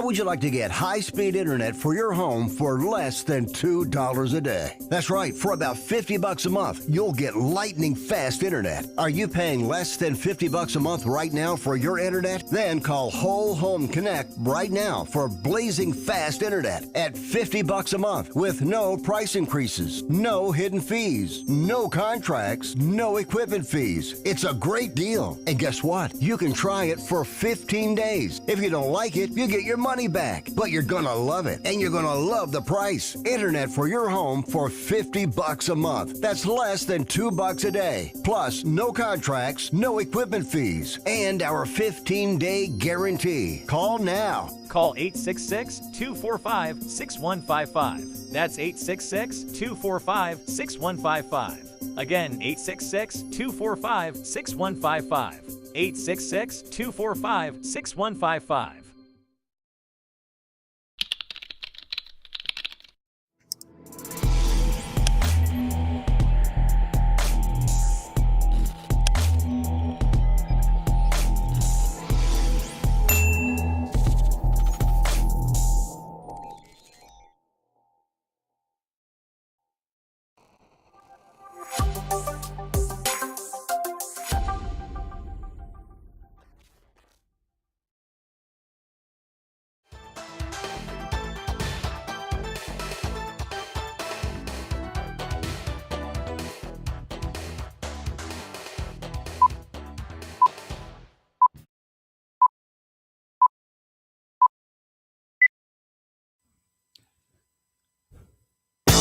This is the Wells Report. Thanks very much for being a part of our broadcast. If you find value in it, please do share it with your friends. Subscribe. Ask your friends to subscribe. Hit the notification button.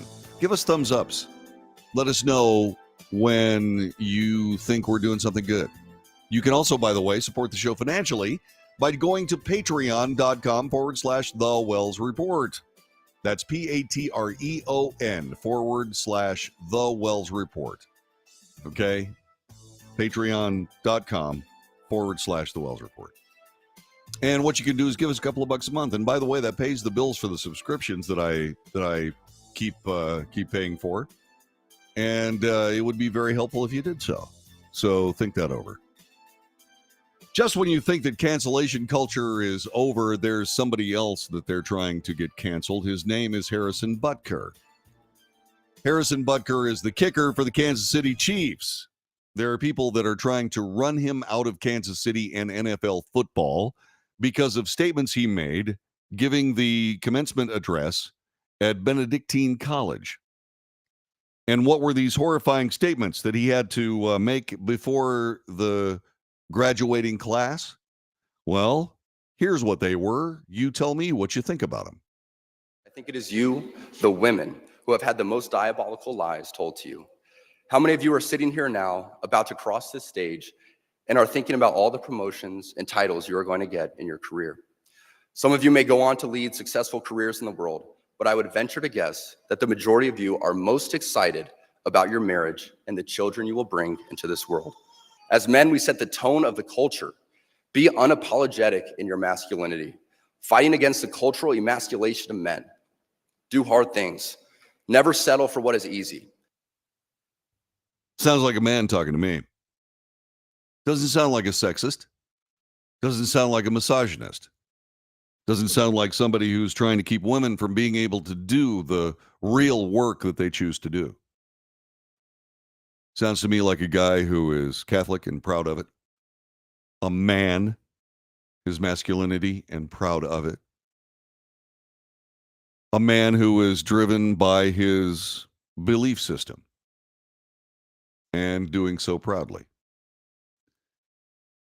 But I don't necessarily believe that this is about ego for him. I think that what this is him saying that there are traditional values, traditional human values, that have been under relentless assault because those values stand in the way of political domination of any society.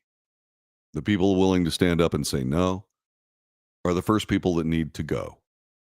And that's what's happening. That's what's going on. He is now in a situation where there are people coming up with petitions to remove Harrison Butker. Indeed, call upon the Kansas City Chiefs management to dismiss Harrison Butker immediately for his inappropriate conduct. Inappropriate conduct. There are not just one petitions, but two that are calling for Butker, the Chiefs kicker, to get the boot. This is Outkick, by the way. Thanks very much, guys. I appreciate this. The more prolific of those petitions set its initial goal at 35,000. It has more than 94,538 as of Thursday morning. So now they're trying to collect 50,000 signatures. The chief spokesman was not immediately available for comment. And yeah, the commencement address at Benedictine College set all of this afire and aflame. He encouraged female graduates to embrace becoming mothers, wives, and homemakers. He told men they set the tone for the culture. He rebuked President Biden for supporting abortion while claiming to be Catholic, which played well with the audience of the Catholic liberal arts school. He made an obvious reference to the gay community. He spoke about pride, not the deadly sin sort of pride that has an entire month dedicated to it, he said, but true God-centered pride that is cooperating with the Holy Ghost to glorify the Lord. In short, Butker picked a side. Yeah. A devout Catholic, he went against abortion, which is obviously a traditional family structure, against Pride Month, and took a swipe at the media as well. And that riled the other side. There are members of the liberal sports media calling Butker an idiot or idiotic on social media, despite the fact that Butker has a degree in industrial engineering from Georgia Tech. And the petition takes it much further. Listen to what this petition talks about. These comments reinforce harmful stereotypes that threaten social progress. They create a toxic environment that hinders our collective efforts towards equality, diversity, and inclusion. It's unacceptable for such a public figure to use their platform to foster harm rather than unity. Okay, let me ask you this. In supporting this equality, diversity, and inclusion, are we more or less divided as a nation? I would say indeed that we are certainly divided, and much more so, because of this demand for equality, diversity, and inclusion. There is another way. It is called merit. It is called a meritocracy. As opposed to elevating the needs of the egalitarian wad, to quote Trevanian, by the way, instead of trying to cater to those needs, what you do is you create a growth medium for those to achieve, to succeed. In other words, merit-based society, as opposed to mediocrity-based society. And I'm not saying that people that are for, diversity, inclusion, equality, etc., are mediocre. What I'm saying is that they are enforcing mediocrity on the entire society to elevate those that don't have the gifts and then to suppress those that do. That's not how you succeed. That's how you lose. And there's proof. This has been the Wells Report. See you again tomorrow. Thanks very much for being a part of our broadcast.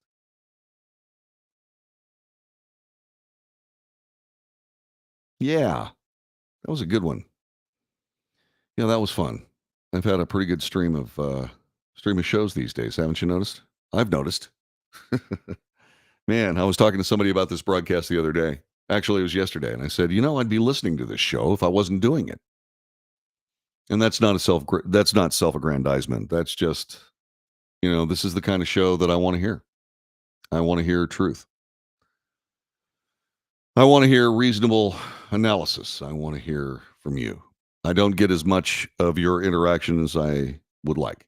I'd like to have more people calling the telephone number right there. 817-379-2172. I'd really like that.